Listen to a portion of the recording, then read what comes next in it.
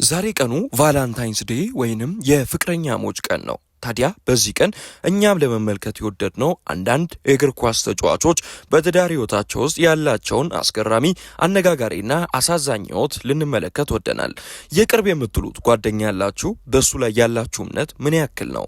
ጓደኛችሁ የትዳር አጋራችሁንና የልጆቻችሁን እናት አማግጦባችሁ ለትዳራችሁ ፍቺ ምክንያት ከመሆን አልፎ ሚስታችሁን የግሉ ቢያደርጋተስ ምን ታደርጋላችሁ?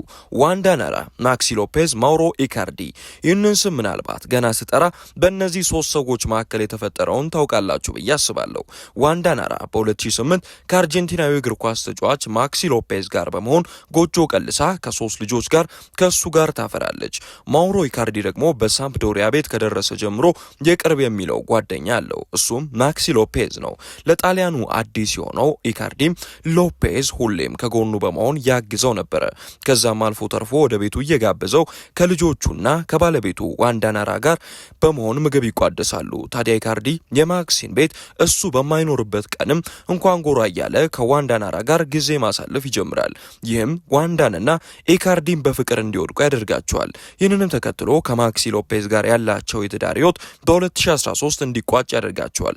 ማክሲም በቅርብ ጓደኛው ማውሮ ኢካርዲ እንዲከዳ አድርጎታል። በ2014 ታዲያ ኢካርዲና ዋንዳ ናራ ጎጆ ቀልሰው ወደ ትዳር ህይወት ይገባሉ። በአንድ የጣሊያን ሴሪኤ ጨዋታ ላይ እንደውም ወደ ኢንተር ሚላን ያመራው ማውሮ ኢካርዲና በሳምፕዶሪያ ቤት የሚገኘው ማክሲ ሎፔዝ በተቃራኒ ይፋጠጣሉ። ተጫዋቾቹ ሰላምታ በሚለዋወጡበትም ሰዓት ላይ ማክሲ ሎፔዝ የማውሮ ኢካርዲን እጅ ሳይጨብጥ አልፎ ነበረ። ያንን ጨዋታ በርካቶች እንደውም ዋንዳ ደርቢ እያሉ የሚጠሉት ነበረ። ዋንዳና ኢካርዲ እስከ 2024 አብረው በትዳር ከቆዩ በኋላ በትዳራቸው ውስጥ ሳሉ እንኳን ያሉ ይማግጥ የነበረው ማውሮ ኢካርዲ ምክንያት ፍቺ ሊፈጽሙ ችሏል። በዚህ ሁሉ መካከል ግን ማክሲ ሎፔዝ ለማውሮ ኢካርዲ ይቅርታ እንዳደረገለት ተናግሮ ነበር። እናንተ ብትሆኑ ታደርጉት ነበር? ሌላው ደግሞ ትዳር በምን ምክንያት ወደ ፍቺ ሲመጣ አይታችሁ ታውቃላችሁ?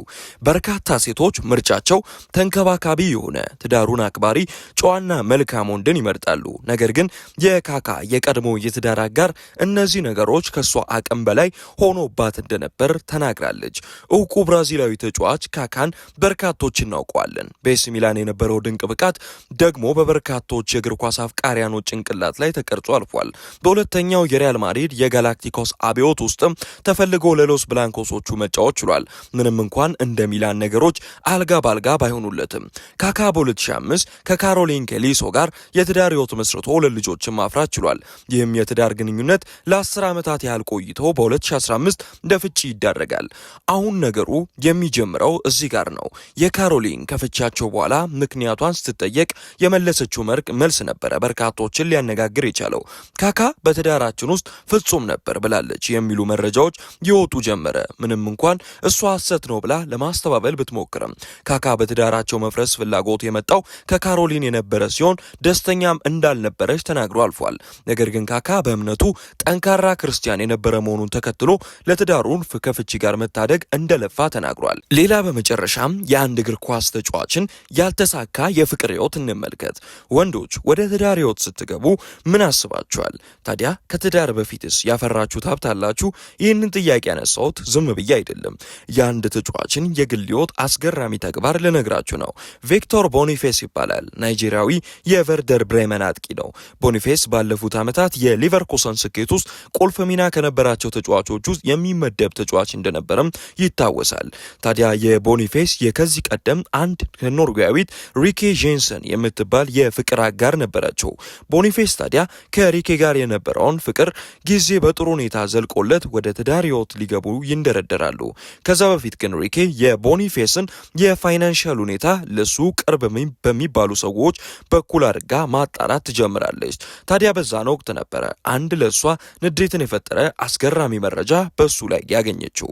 ቦኒፌስ ያለው የሀብት መጠንና የተለያዩ ቁሳቁሶች በወላጅ እናቱ ስም መሆኑን ታረጋግጣለች። ታዲያ ሪኬ ወዲያውኑ ከቦኒፌስ ጋር የነበራትን የፍቅር ግንኙነት ያቋረጠች ሲሆን በኢንስታግራም ገጿ ላይ እሱም መከተል አቁማ ከቦኒ ጋር የነበራትን ፎቶዎች ማጥፋት ችላለች። ታዲያ ቦኒፌስ ሲታወስ ሁሌም ይህ የግል ህይወቱ አብሮ ይነሳል። እናንተስ የማትረሱት የእግር ኳስ ተጫዋች የፍቅር ህይወት ይኖር ይሆን? መልሳችሁን አስቀምጡልን። አብራችሁን ስለነበራችሁ እናመሰግናለን። ቸር ቆዩልን።